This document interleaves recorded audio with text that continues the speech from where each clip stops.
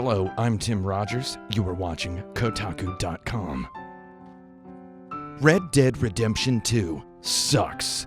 Okay, it doesn't suck. It's actually one of my favorite games released in all of 2018. If ever an achievement could stagger someone, this game is a staggering achievement. It's so full of details and stuff. Having said that, I realize a lot of you out there might find yourself in a position where it serves your best interest to hate this game. For example, maybe you really want to play this game, yet for some reason you are unable. Maybe you're expecting it as a Christmas gift and you don't want to disappoint your grandma by looking her in the eye on Christmas morning and saying, "I put this off for 2 months because of you." First of all, wow, you don't have to say that, cowboy. Sometimes it's okay to lie. At any rate, wow, your grandma's getting you a good gift. All my grandma gave me was $50 and a genetic predisposition toward colon cancer. So I submit this to you, or anyone wanting to cool off their hype.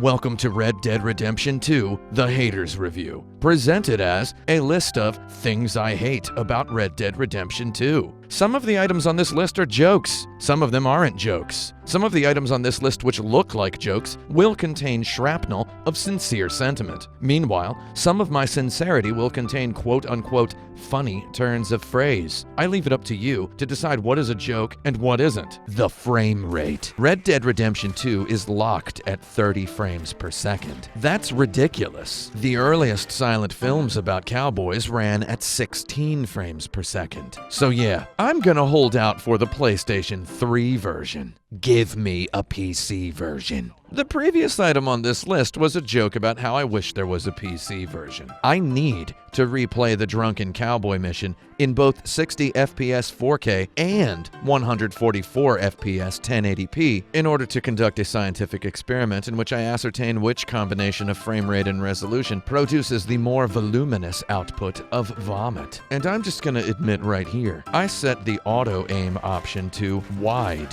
in protest for my being unable to play this game with the mouse. Aiming a pistol in Red Dead Redemption 2 with an analog stick is like trying to eat spaghetti with a single Phillips head screwdriver. Look, I played Quake in 1996. I don't need to prove anything anymore. I turned Red Dead Redemption 2's auto aim on and I turned it all the way up, and I have no shame about that, and neither should you. Actually, I switched back to free aim after I saw a video on the YouTube channel Boomstick Gaming called Red Dead Redemption 2 More Responsive Aiming and Improved Controls. It turns out free aim can feel pretty good if you turn up the sensitivity and really tweak the aim acceleration to your liking.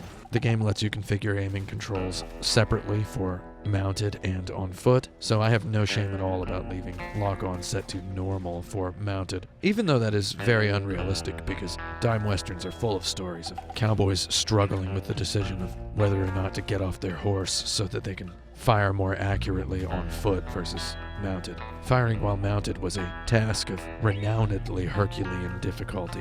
You need feet, you gotta be planting your feet in the ground. So if Rockstar Games wanted to achieve full immersion with Red Dead Redemption 2, the default aiming setting for mounted would be free aim with max sensitivity and lock-on and aim assist both turned off. These windows. Wow. For all Red Dead Redemption 2's attempts to provide a realistic, authentic Wild Western experience, they got the windows wrong. Glass this smooth and transparent would have been a shockingly rare sight in a frontier town as remote as Valentine. Anyone who's seen at least 8 minutes of any cowboy film has probably seen a wagon wheel. Wagon wheels were never perfectly round, and trains were so rickety you'd be lucky to survive a journey across county lines without at least 2 broken teeth. Don't even get me started about horses. They're motorcycles made out of meat. Back then, the only ride was a bumpy one. What I'm saying is, shipping even a single pane of glass was a feat of diabolical trickiness. In the frontiers, they tended to blow their own glass locally. And if you've ever blown glass in a turn-of-the-century glass-blowing workshop, you know that amateurs blow lumpy glass. This is a detail the HBO series Deadwood got right. Deadwood's production designers shellacked their set windows with a clear varnish using a rough bristled brush. Seeing as Red Dead Redemption 2 idolizes Deadwood across many of its story beats and characterizations, missing this sort of small detail feels like the first microscopic symptom of negligence: the urination mechanic. During one early scene in Red Dead Redemption 2, we see protagonist Arthur Morgan urinate against a saloon's exterior wall.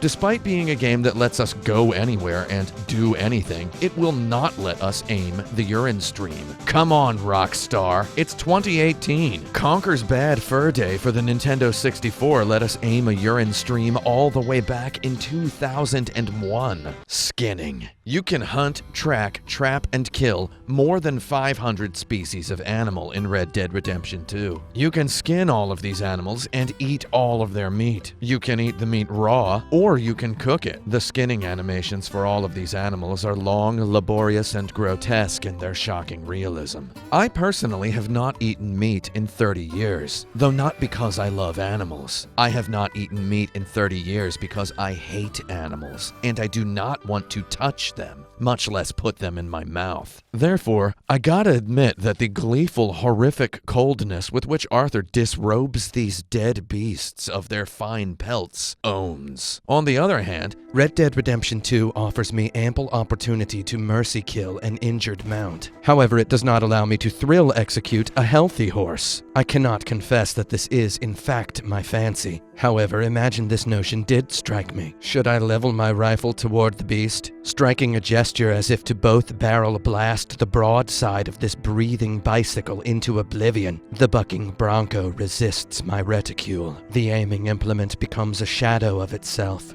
This suffices as a silent whisper from a game designer. Hey buddy, come on, don't do that. Compare this to Red Dead Redemption 1, in which the player could not only kill their horse, they could skin it and eat it. Wow, the West sure was wild. Human enemies sometimes send angry attack dogs after you. These dogs look much like the stray dogs that Arthur can pet in town. On the field of battle, however, Arthur has no choice. He must shoot and kill the angry attack dogs. However, once the dogs are dead, Arthur cannot skin them. Not being able to skin them means he can't harvest their meat. In summary, Red Dead Redemption 2's protagonist cannot eat dog meat, raw or cooked. I'm sorry, that's weak. Rockstar is the game company that crafted a huge, modern 3D city of then unprecedented realism, and then with an expectation of much high-pitched laughter, introduced teens of the era to murderable, infinite, innocent pedestrians. Rockstar games famously never allow players to harm children, which is good. However, not allowing me to skin and eat a dog when I can skin and eat a wolf seems like a bizarre sentimental oversight. Them cowboy times was rough times. You've got to be frankly heckling my bonkers off if you're going to try to tell me that these desperate cowboy protagonists in Red Dead Redemption 2 would not have hunkered down and sated their hunger on some greasy dog meat. That's historical inaccuracy. Pilgrim. Anyone who disagrees with me should probably become the sort of vegetarian that I, a different sort of vegetarian, make fun of. The patchy realism. Red Dead Redemption 2's developers wielded such pride with regard to their game's relentless quote-unquote realism that they could not physically restrain themselves from including details as technical as virtual horse scrotums which expand in hot weather and shrink in cold weather. Well, alright, Cowboy. I gotta say, that sounds pretty realistic to me. I've seen stuff shrink and grow before.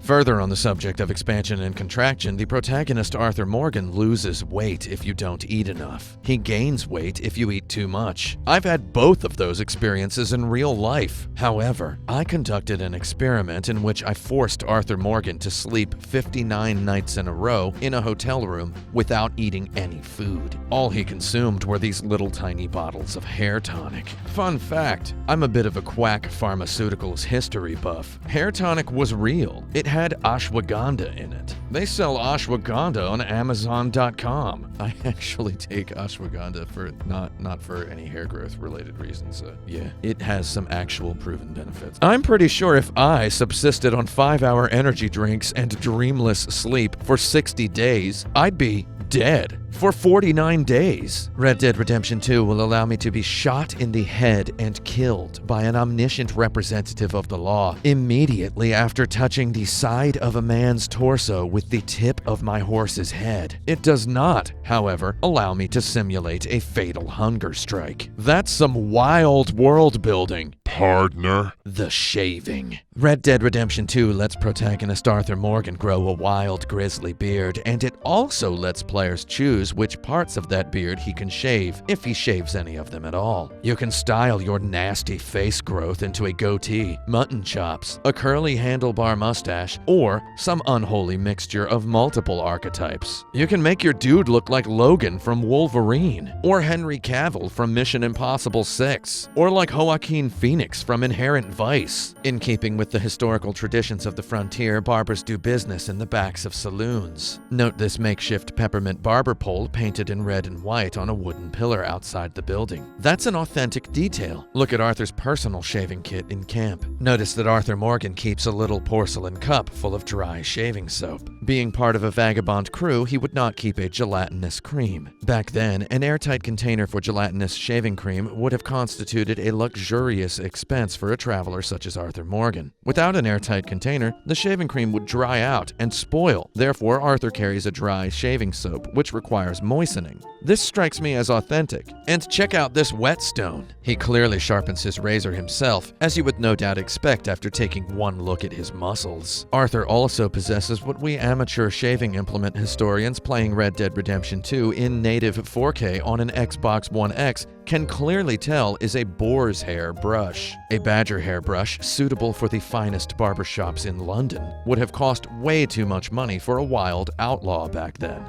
These details are wonderful. However, Arthur clearly owns a straight razor. Red Dead Redemption 2 takes place in the year 1899, which is, needless to say, several decades before the introduction of the silicone-infused gun cleaning cloths that razor aficionados use to dry their blades today. Furthermore, the texture on Arthur's blade appears to possess a mirror finish. This would indicate that perhaps it is stainless steel. However, the first stainless steel razors were not sold in the United States of America until around 1910. Historically, Arthur would have likely possessed a carbon steel blade. No self-respecting manly man's man, with such pride in the quality of his shaving implements that he would swaddle them in velvet within an opened, sanded wooden box and position that box atop some rustic Trader Joe's looking barrel, would dare to leave such an oxidation-prone carbon steel blade exposed to the elements for any length of time when he is not actively using it to scrape hair off of skin. This is bad enough already, and it gets a lot worse. When we shave,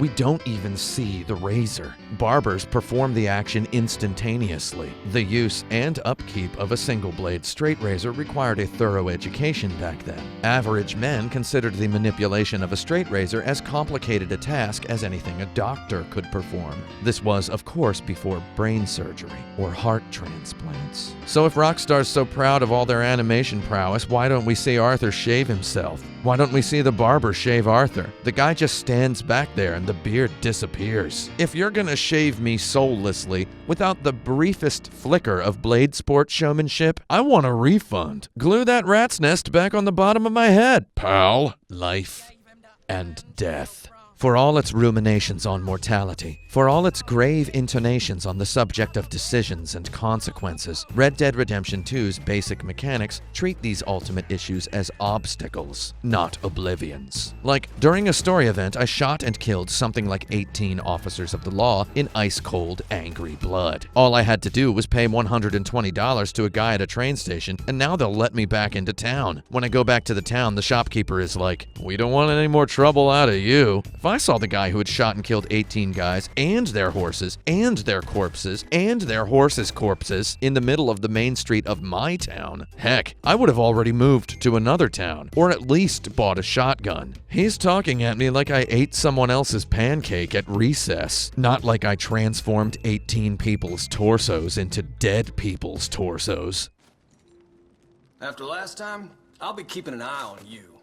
Furthermore, if I get beat up by a bear, the bear's claws leave loud red rip marks in my jacket leather. The texture of the jacket convincingly appears ripped and bloodstained. I saw this and thought, whoa, can I get scars in this game? Can my clothing acquire damage which never goes away? Well, when you take a bath, your scars disappear. Your clothing gets clean. The damage reverses. I'm pretty sure shampoo don't work that way. Friendo. Player choices don't really matter. Everyone knows that you don't have to follow the story in an open world game. You can go on adventures of your own. You can let the big, meticulous world of the game sweep you up and happen all around you. You can play whatever role you like. You can build your character's personal legacy. You can commit crimes and accumulate bounties. You will have to deal with bounty hunters and lawmen if your bad reputation precedes you. If you shave off your beard, you will have to wait until enough in-game days transpire for it to grow back. However, if you miss a button prompt or go the wrong direction in a story mission, the game says no and makes you restart the checkpoint.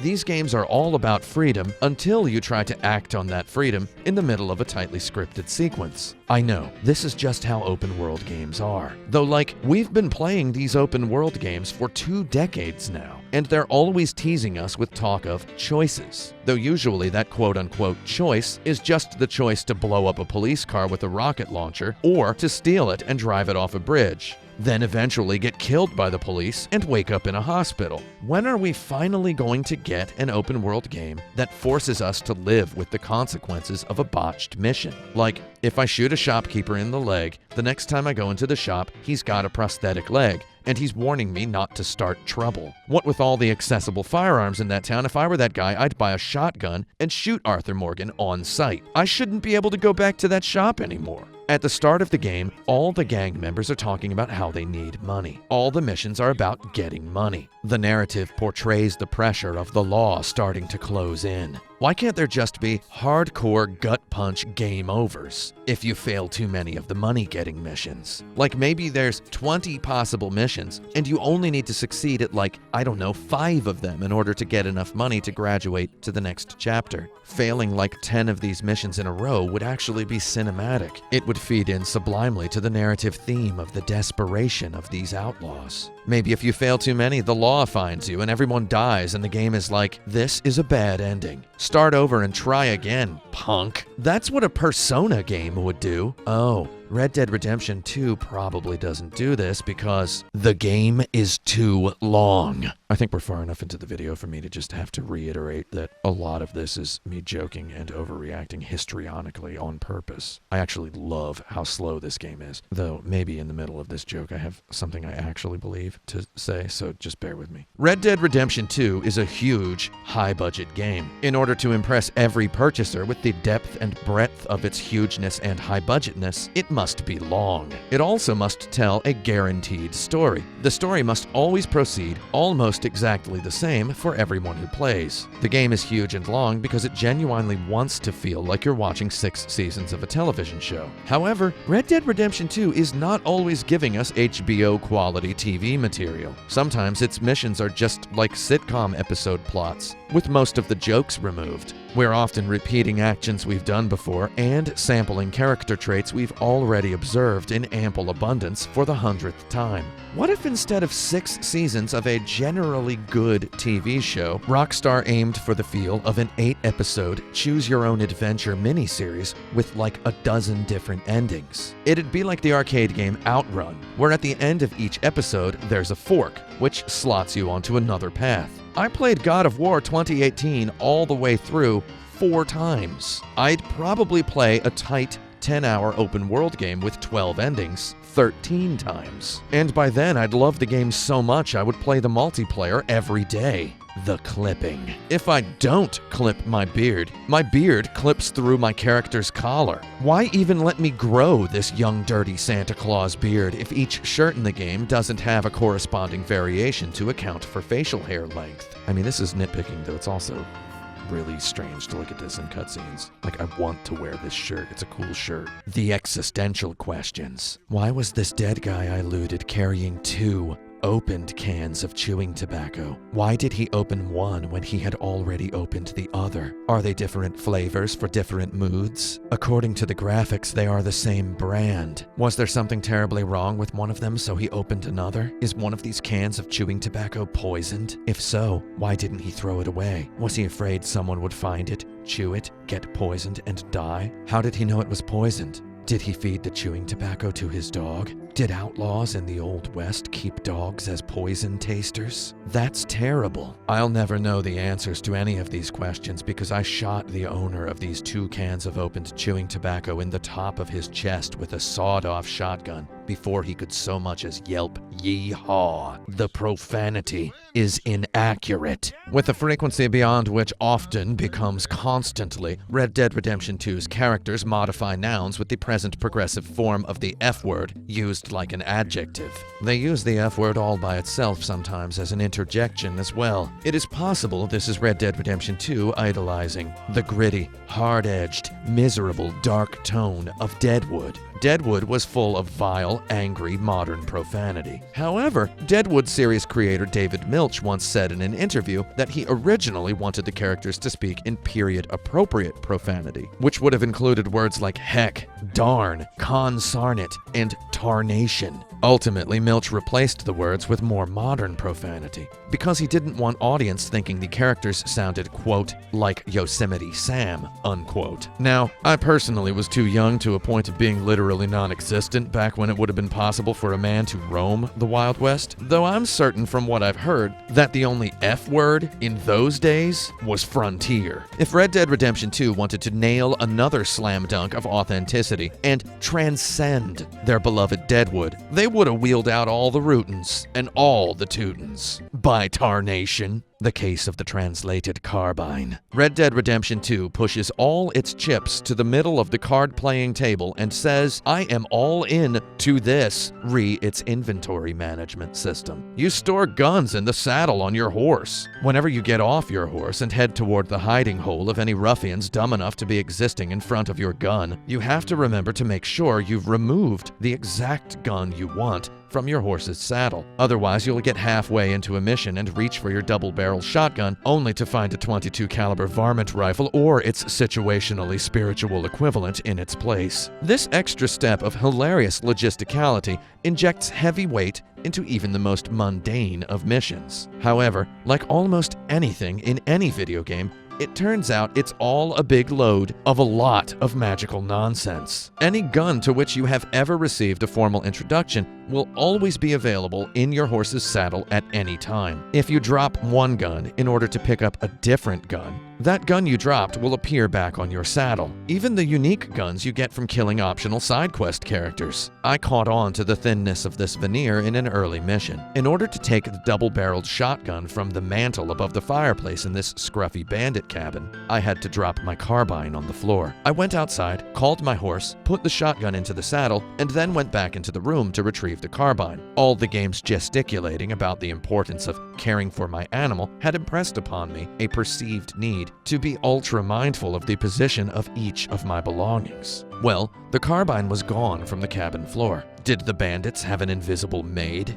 Dismayed, befuddled, and desirous of a long arm for my portable arsenal, I returned to my tiny stallion and sought to equip my new shotgun from the saddle. The carbine was back. Red Dead Redemption 2's horse cargo system is likely a response to a decade of single-player action games, in which the hero can improbably store 4 varieties of rocket launcher inside his pants. More like pocket launcher. In limiting his portable arsenal to corporeal real estate, Red Dead Redemption 2 humanizes its protagonist Arthur Morgan. However, this stab at realism only illuminates the eldritch horror of Arthur Morgan's self-healing capacity. He can eat, drink, or medicate mid-gunfight to instantaneously reverse any disease or bleeding. I find it ridiculous, and thus not realistic or immersive at all, that a man might open and consume a can of baked beans while brandishing a golden shotgun in both hands, and in so consuming these diabolical legumes, eject as many as 3 carbine bullets from his punctured lungs. I find this more ridiculous in contrast to the limitations of his firearm carrying capacity. I find it triply ridiculous as I spend tens of seconds scouring and scrounging as the guns of my haters yell and the bullets of those guns squeal.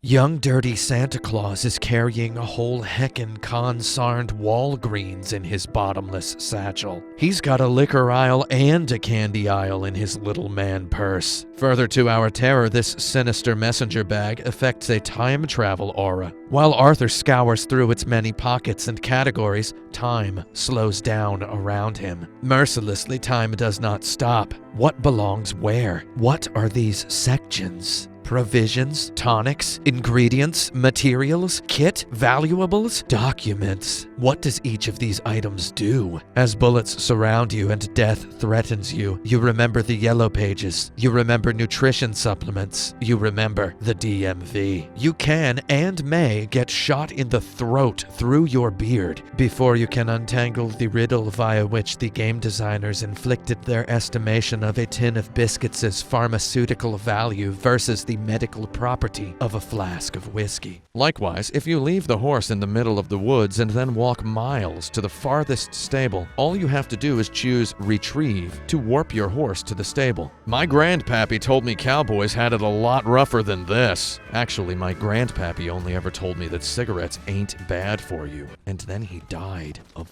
lung cancer. Talking and aiming are the same button. Red Dead Redemption 2 offers players myriad choices when engaging with non-player characters. For example, you can say howdy to them, or you can beat them until they either call the police or die. When talking, you can choose to greet or antagonize. That there Arthur Morgan sure was a simple cowboy. One detail interests me. Focusing on a pedestrian to talk to them and whipping out your gun to aim at them are the same button, the left trigger. Now, some highfalutin game designer might justify this as a mechanical simulacrum of the battle between good and evil, as those two concepts chomp one another's snake tails in the deep back of Arthur Morgan's mind. I call a big load of bronco wrangling hogwash. I see this for what it is. They got too many dang actions and not enough darn buttons on any controller. You would need one of those hotkey bedazzled esports mouses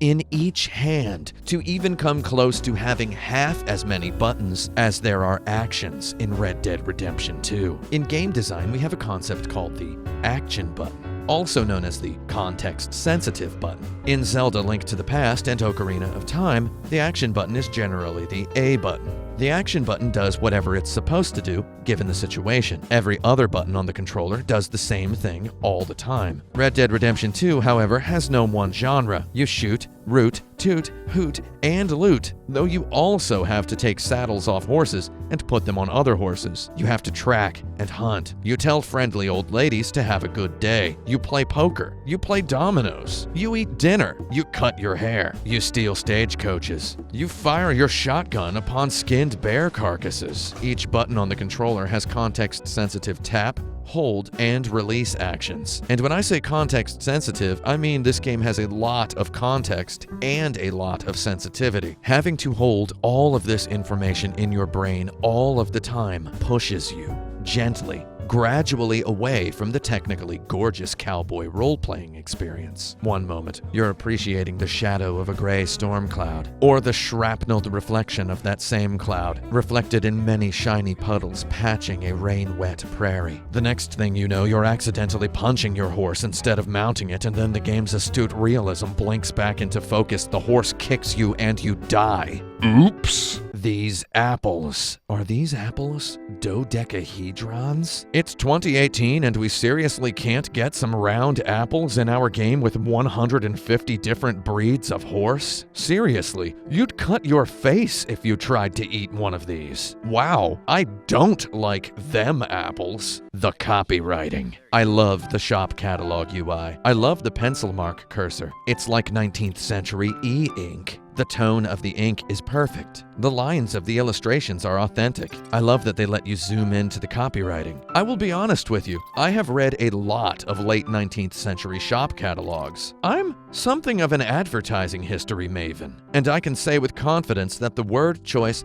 and sentence structure of these shop catalogs' product blurbs are perfectly accurate for the period. However, some of the subject matter is wrong. Maybe they didn't expect anyone to zoom in and read all of it. They chose exactly one place to inject Grand Theft Auto humor. I gotta say, not only do corporations not talk about exploiting laborers in catalog advertisements, they don't talk about it at all. They just hide it. Furthermore, these beautiful handwritten letters are 4K textures. Then the game lets you just press a button to read it in typeface. Come on, Rockstar Games. Stick to your guns. Body horror. Body horror exists as a specific genre of horror. Though when you've had a body as long as I have, you know that just having a body is horror. Any game that strives to simulate human movement faces a series of staggeringly difficult user experience choices. Our brains and our bodies are linked on such a synaptic level, literally, that any simulation of human body movement is going to feel more or less like you're controlling a 200-stringed marionette using Q-tips that you're holding with tweezers, which you are holding in other tweezers. Most video games go the Call of Duty route and choose to, for example, make the main player character run at 30 miles per hour. That is what game likers call realistic. My good friend Bennett Foddy says that in order to make a jump feel good in a video game, you need to actually multiply Earth gravity by about 8. Red Dead Redemption 2 does not have a calculator that lets them multiply anything by 8. Arthur Morgan's default walking speed is glacial. He walks like he just drank 4 2-liters of Sprite during a Lord of the Rings marathon, and he does not know where any bathroom is. He swings his arms around like wet balloon animals. Trying to pick up one object from among several in an enclosed space is as visceral as a dream where you're looking for your car keys in the nude. Arthur Morgan's horses all share this same affliction. Realistic as their animations may be, the disconnect between button press and eventual action endows players of all ages with the catharsis the kid who turned into Tom Hanks in the movie Big must have felt. Red Dead Redemption 2 thus qualifies as an instantaneous super puberty. Every thumb nuzzle of the analog stick feels like pulling a nickel slot machine, and I'm all out of nickels. I gotta pay rent. Red Dead Redemption 2 tells the story of a gang leader named Dutch, who's made the acquaintance of, saved,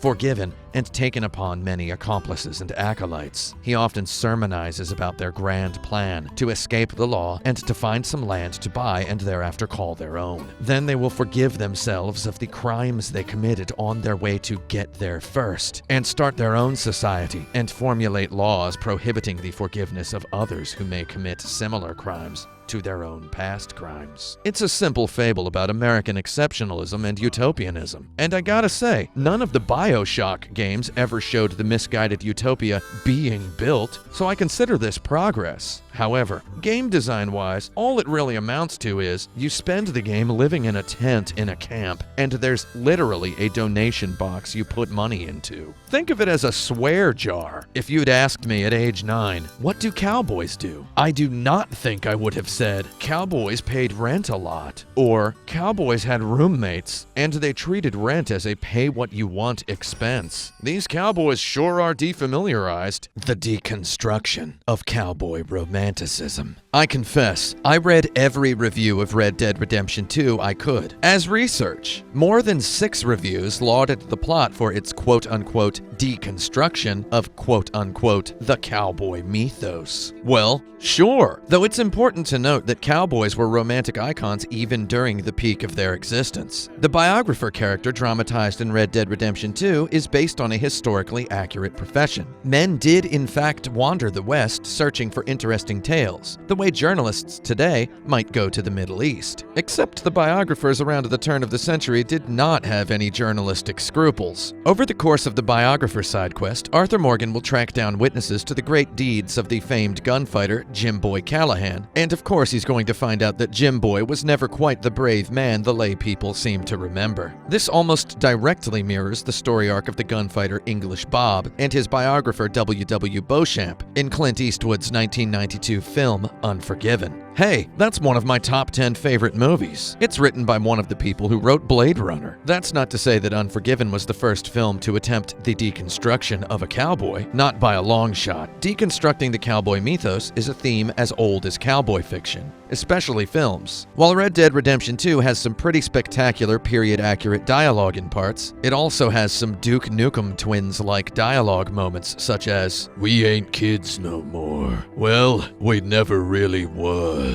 While it tries hard to put its own spin on worn tropes, like the Hatfields and McCoy's family feuding situation, it ends up not really saying anything literarily new or interesting in any of the situations I've seen. It comes across as a mixtape of recognizable references circumnavigating what you think you might know about turn-of-the-century America. I really like this game a lot, and I'm enjoying everything about it kind of a lot, and I enjoy the story a lot, and I'm having a really good time hanging out with it. Having said that, every once in a while there's a little moment, a turn of phrase in the dialogue, just something snaps me out. And I feel like spending 7 years of 1,000 developers' lives to tell this story is kinda like going to film school and writing mommy's favorite PhD dissertation about Quentin Tarantino. This donation UI. Pearson is standing over here, working with his leatherworking tools, chopping meat, just doing what he does. And then when you come up to the donation table to offer him some meat or pelts, he struts over and stands next to the menu. Arthur donates the items and Pearson stands there commenting on them. Is he just gonna stand there? Is he not going to take the items and hold them in his hands? He's just gonna stand there and look at the stuff while I put it on the table? Why? So he can later tell someone the exact value of my contributions? Is Pearson a narc? I can't believe my cowboy roommates are narcs. It's slow. Red Dead Redemption 2 is a video game, not a movie, and like video games, it demands our attention. Seriously, if you don't pay attention literally all the time, this game will kill you. I put the controller down while I was standing in what I thought to be uninhabited wilderness. When I came back from giving the local toilet a quick refill, my horse was dead. So the only way to play this game is to stare at it all the time. I would never text and drive in real life because I'm not a monster. Anybody who says that texting while driving does not compromise their ability to pay attention to the road is a filthy liar. Having said that, sometimes on horseback in Red Dead Redemption 2, which is not real life by the way, I want to scroll down my Twitter feed. This, of course, is a recipe for an invitation to a horse-on-horse, head-on spaghetti wrestling collision. The merest flicker of consideration for actual reality may and often will result in the protagonist of this virtual cowboy fantasy becoming a wanted trample murderer. On horseback, it can take you a half an hour to get somewhere in Red Dead Redemption 2. I realize this makes the game feel big, and big feels epic, though after a while, it's too big. If I open the cinematic camera while riding my horse, the game takes over the playing of itself. Arthur automatically guides his galloping stallion toward the waypoint I have marked on the map. Though Arthur so frequently gets ambushed by thieves or touches someone else's horse with his own horse, and thus has to murder or be murdered, that I can't even walk out into the kitchen for some water without coming back into the room with a corpse on my television. I want something like Grand Theft Auto 4's Taxis, where I can just sit back and let the driving happen. To ride a stagecoach in Red Dead Redemption 2, you have to have no active bounties anywhere in the world. When you finally do unlock fast travel, it's only one way, and it requires you to start at your camp every time. This feels to me like Rockstar wanted to push realism. Though as I said a long time ago of the Elder Scrolls Oblivion, so I say again, if your game even has fast travel, you have acknowledged that maybe your slow travel sucks. Movies, films, cut the boring parts out, which is why cowboy riding off into the sunset is such an archetype. All we need to see is 2 or 3 seconds of a cowboy silhouetted against a big red sunset, and we know here's a fella who's about to embark on a long journey. And it's the same place we're going, and we know that whenever we get there, he's going to be waiting for us. Games, however, leave the boring stuff in. You really ride off into that sunset, and you really get to see that whole sunset. This is yet another example of how games leave the quote-unquote boring stuff in. Gears of War thrives in the moments where you crouch behind low walls, waiting for an enemy to reload so you can move to the next cover. Shadow of the Colossus is at its most impressive when you're clinging to the back of a gross, hairy stone beast for 10 minutes, waiting for it to stop moving. These are two excellent examples of mindful, observant, watchful waiting, which is exciting. Red Dead Redemption 2, with its random bandit attacks and shocking carriage accidents, is not watchful waiting, it's anxious waiting. Trust me, that's not fun. I had a lung biopsy a few months ago and there was just no fun in that at all. Yes, I'm comparing riding a horse in this video game to waiting for lung biopsy results. I've done both of those things. What I'm saying is, it's an interesting feeling, though ultimately, is it meaningful? Maybe it possesses meaning in the scope of proving a video game to feel large. It has meaning inside its game's mission. Though, does it have meaning to us? Does it have meaning within our lives? Let me tell you about my life. Life is long. If you've ever felt bored or impatient, even for a moment, at a bank or a post office, your life is long. The only way life can be too short is if you die in the middle of doing something you love doing. Many bad experiences in my life so far have been interesting. For some of them, I learned a lesson. The rest, however, taught me nothing. Not even a couple of those interesting bad experiences so far in my life have been experiences I could not do without. The state names are wrong. And finally, this huge goof could have benefited from some fact-checking. Characters in Red Dead Redemption 2 frequently reference state names such as New York and Massachusetts, which proves that Rockstar's writers have at the very least seen a map before. So what's the deal with New Hanover, Lemoyne, and West Elizabeth? Lemoyne is clearly based on Louisiana, which is weird because Des Moines is a city in Iowa. That's two totally different parts of the country. Pilgrim. Though what's the deal with West Elizabeth? Maybe Rockstar's writers are all British royal family history buffs and were aware that Queen Elizabeth I, crowned in 1558, was often called the Virgin Queen,